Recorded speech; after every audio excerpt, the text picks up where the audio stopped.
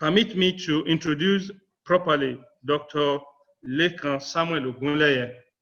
Dr. Olalekan Samuel Ogunleye has worked as the head of mobile development, strategy, and business innovations at High Technicate Computer Vision Lab, Johannesburg, South Africa.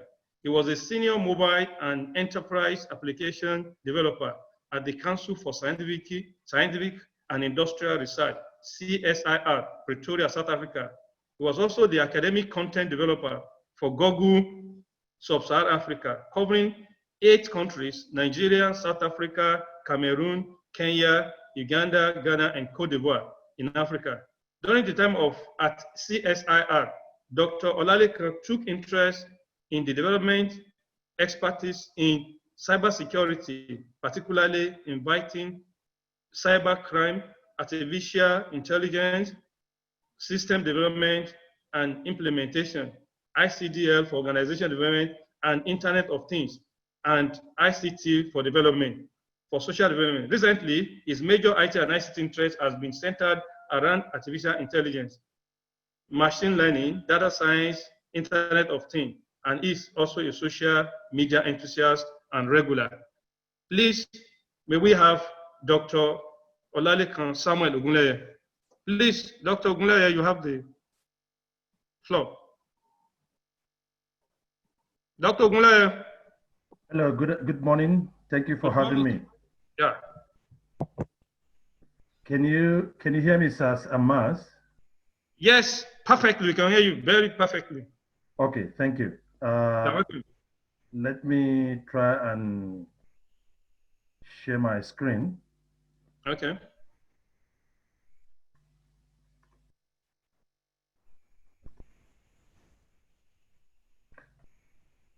Okay, so sorry, I may just want to quickly.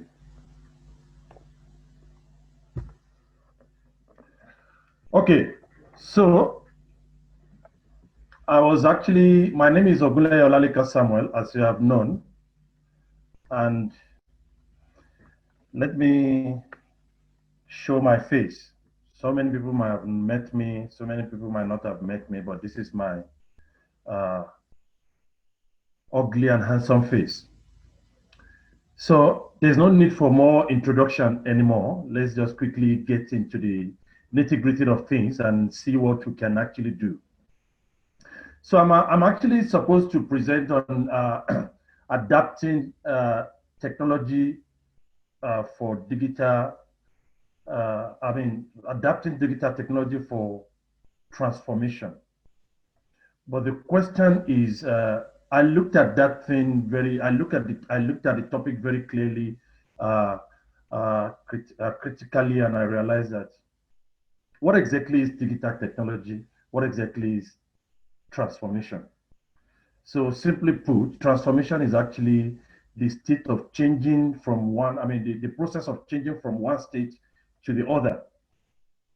So interestingly, I then realized that we cannot be talking about digital technology in this day and age without talking about what we know as fourth industrial revolution. Okay, somebody raised up his hand. Let me allow such a person to. Please, Dr. Ogunleye, please continue with your presentation. Oh, okay. Please continue with your. Okay, so as I was saying, we can't really talk about digital technology in this day and age without talking about fourth industrial revolution, because we have been through various technologies. First technology, second industrial technology, third industrial technology, where we have made use of various automation. All those things are digital technology. But as a country, as an institution, as a research enthusiast, and as people who are coming together to actually form a front in terms of using technology to perform innovative stuff. So I realized that the best way to do is actually look at fourth industrial revolution, the implication for Nigeria, actually.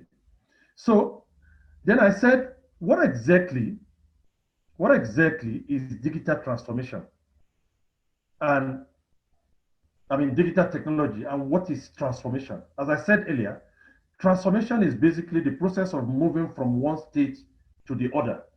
Whereas digital technology is the process of utilizing various technology.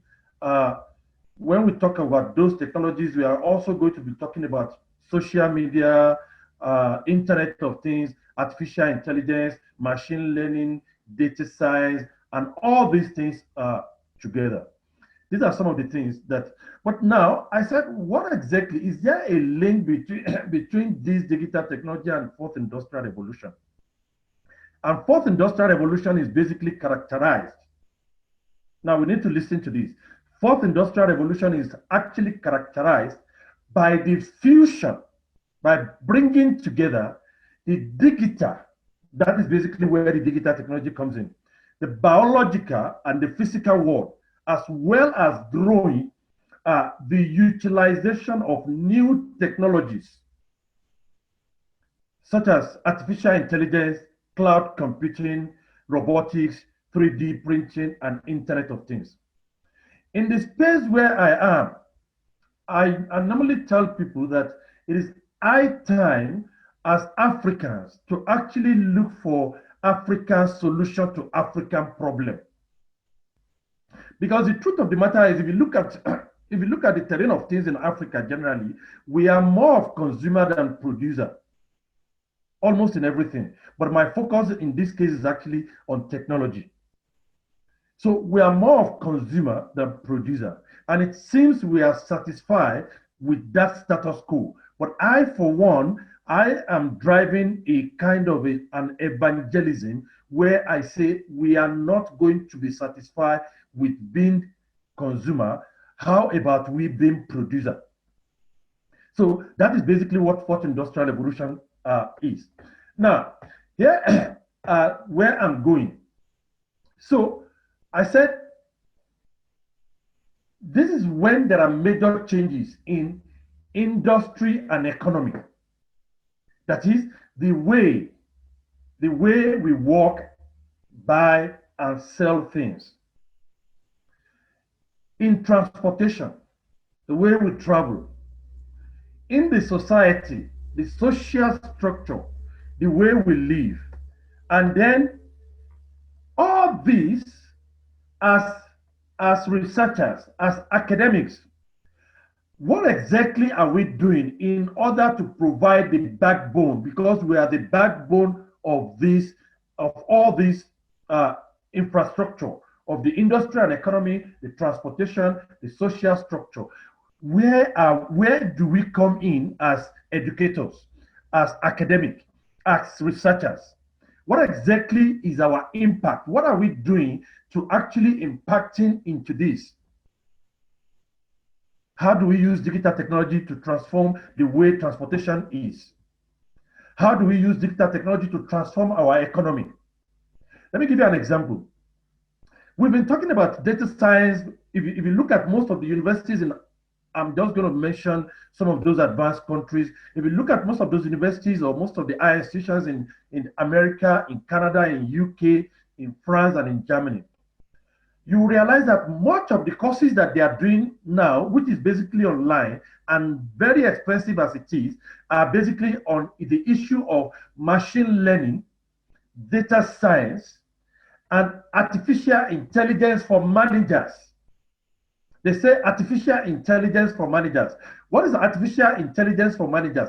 Artificial intelligence for managers is basically a situation whereby managers, they do not have a hands-on experience on artificial intelligence, but they must understand what artificial intelligence is so that they will be able to develop strategy around that particular domain or topic and be able to use this strategy to guide their organization moving forward in the development and implementation of such things. Now, they're also talking about machine learning and data science. Some people might be asking, what exactly is machine learning? What exactly is data science? And all these, they actually fall under the domain of artificial intelligence. Let me quickly shed light on that Machine learning is basically the process or the concept of machine, in this case, computer, learning from the environment so that it can be able to make prediction or conclusion moving forward into what is going to happen in the future. Now, what exactly is the environment that we are talking about? What exactly is the environment that we are talking about? The environment that we are talking about in this case is basically the data or data set that we have at our disposal. In this case, we are not teaching the machine to do new things. We are not teaching the machine to work very fast, but we are teaching the machine to look at its surrounding, its environment, which is data and data set, and use that to be able to make prediction.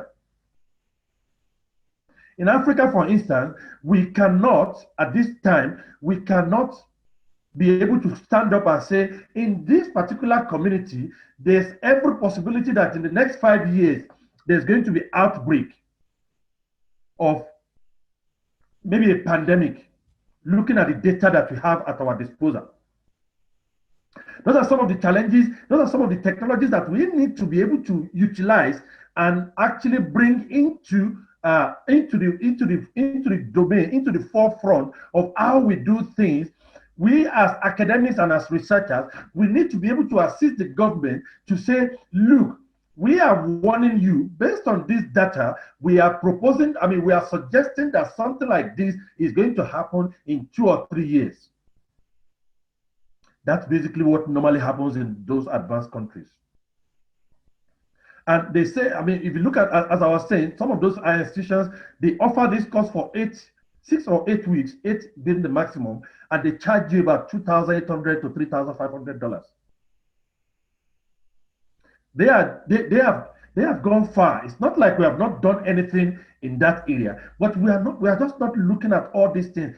These are basically the concept of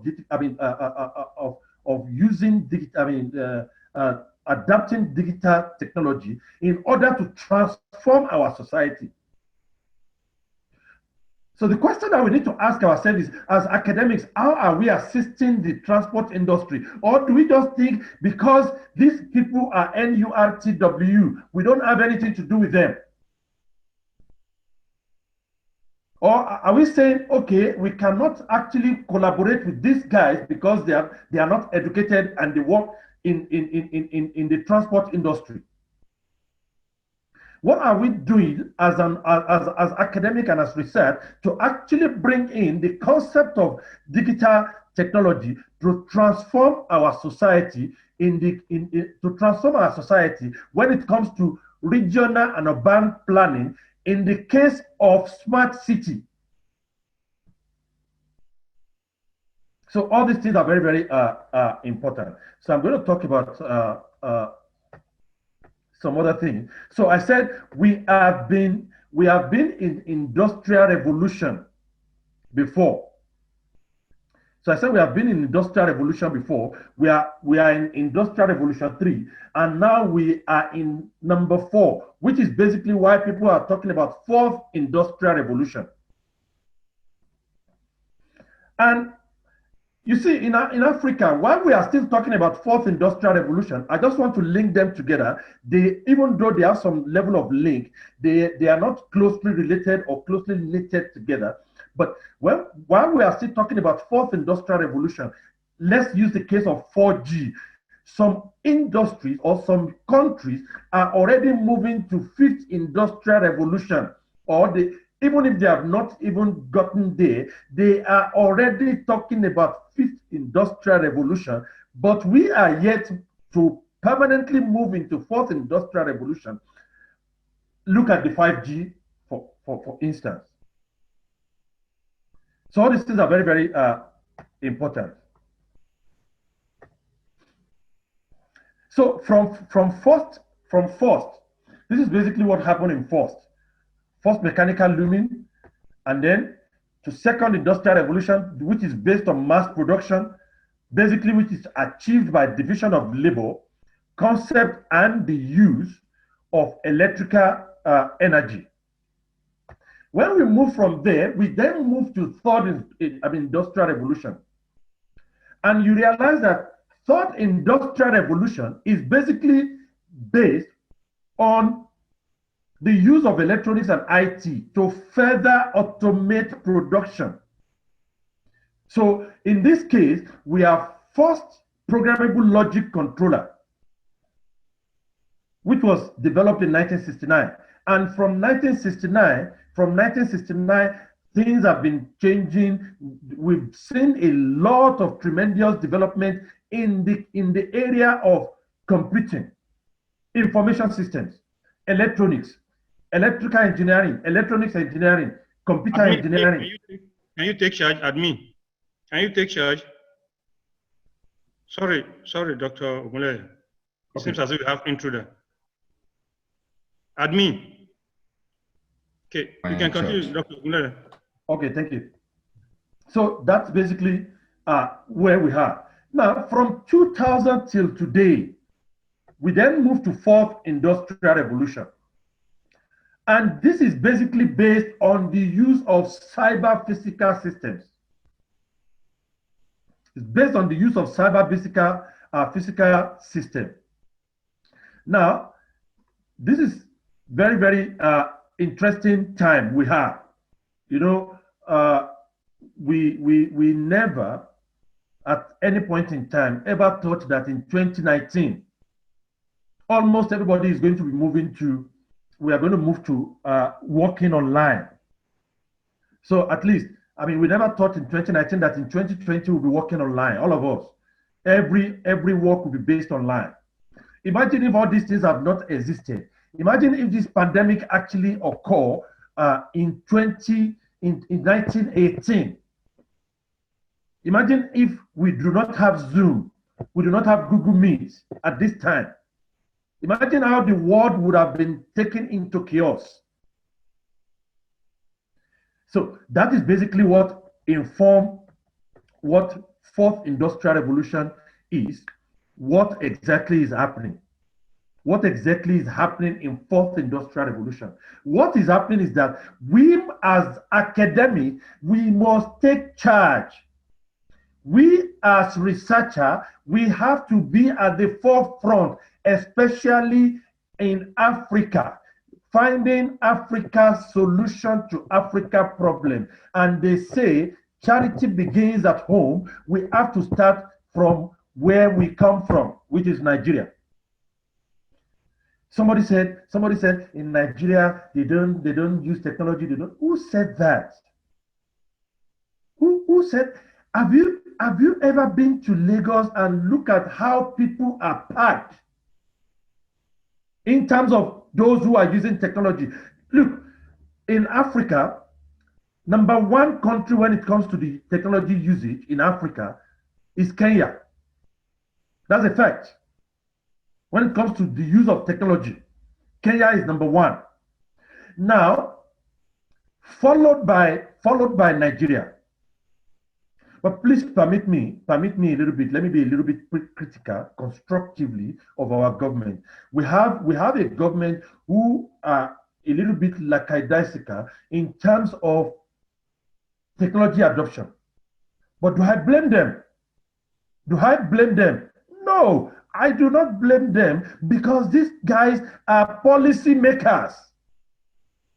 They need technical advisors.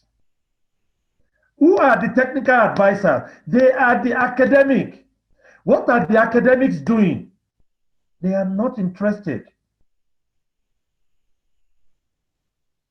Academics are not interested in actually assisting the policymakers to tell them what exactly is needed. Please don't see me as being sounding insensitive. I'm just talking about how we can actually, because if we have the whole knowledge, information about technical or digital transformation or digital technology, in the concept of transformation, how do we pass the information across? How? If we don't get involved in politics, using our skills. How do we use digital technology to form transformation? Where do we want the transformation to take place? Is it in our institution? Is it in our society? If you look at how I started from the industry and economy to transformation, to transportation, transportation to our society, the way we live together. So all these things, they come together. So we said different technologies are actually coming together. Different technologies are coming together nowadays in order for us. That concept of coming together is basically what we call convergence. So these guys are converging now. They are converging. Everything is converging. So that's how you can see that we are able to actually talk on mobile device. Some people join this platform using their mobile device. Some people join using their laptop. Some people join using. So all of us are converged in one place now, and whereas we are from different places. People join from Uganda, from South Africa, from London, from America, from Canada, from various places in Nigeria. So, which means that nowadays there's no barrier. We have the technology at our doorstep, but how can we use that technology to form transformation? Where do we want transformation to take place? Do we want the transformation to take place only within our institution? Or as researchers, what exactly is our goal? Do we want to make contribution to the society in which we find ourselves? So there's concept of cloud computing, there's concept of machine learning, there's concept of data science, there's concept of cyber security, and there's concept of Internet of Things, there's the concept of artificial intelligence, there's the concept of robotics. How are we moving into all these spaces in order to use this to form transformation? This is what countries like China, countries like Finland, countries like Denmark, countries like Scotland, this is what they have done so that in order for them to be sustainable. Because if we want to bring in transformation through the use of technology, some jobs are going to be lost and some jobs are going to be created. That is certain. But as researchers, we must be at the forefront of all this. So we said these actually affect our social or and economic sectors. Affect our social and economic sectors. The way we work, the way we sell things, the way we travel, the way we study and research, and the way we live. In Kenya, I was part of one research as far back as 2006, which was what we call M-Pesa. So M-Pesa is basically the concept of M-Pesa basically means mobile money. That's all. Pesa in Swahili is money. So that M there is mobile. You know, in Kenya, you can go to any shop.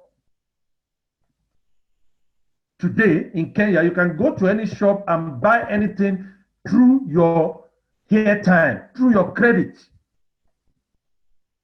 How Kenya got it right? They are yet to actually divulge that. So these are very, very important. So I said different technologies are coming together and bringing different areas together. So there's new product and new services with increased efficiency, working better and faster for a better life. We have all these.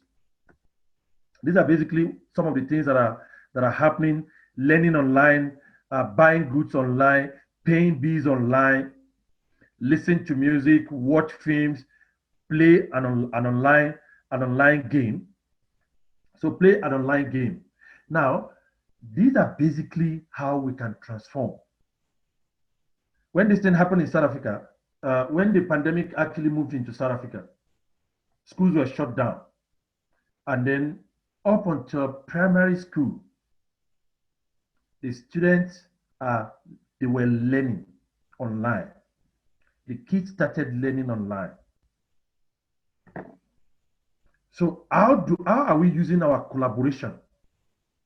How? Are we forming collaboration with others outside the country? Are we collaborating with ourselves to share our understanding of various technologies that we can use to foster transformation? Where are we? Where are our government with all this? And academics and researchers, with all humility, let me say this.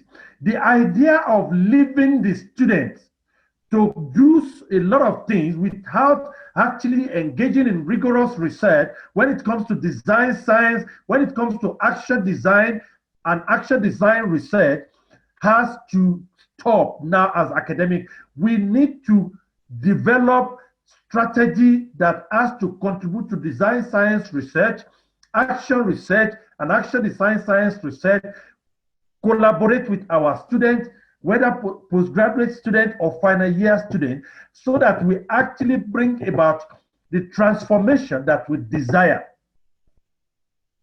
As academics, we don't necessarily have to know how to develop software or how to develop hardware. No, that's not our job as researchers. That's not our job. But our job is having the idea of how this thing works together in order to be able to actually supervise and mentor the students who are able to actually put some of these things together. Dr. And Ogunleye, then, yes, sir. Dr. Ogunleye, please, can you try and round up? Okay. Thank you. Okay, quickly. So being developed on a new market is very, very important. And so we talked about all these, and then these are the advantages. These are the advantages, and to every advantages, there's always disadvantages. So this is basically, these are some of the things that we need to take into consideration, the plus and the minuses. So the plus in the terms of the advantages is that when we use digital technology to foster transformation, we have connection, efficiency, lives are going to be improved, and basically new opportunities are going to be generated within the industry.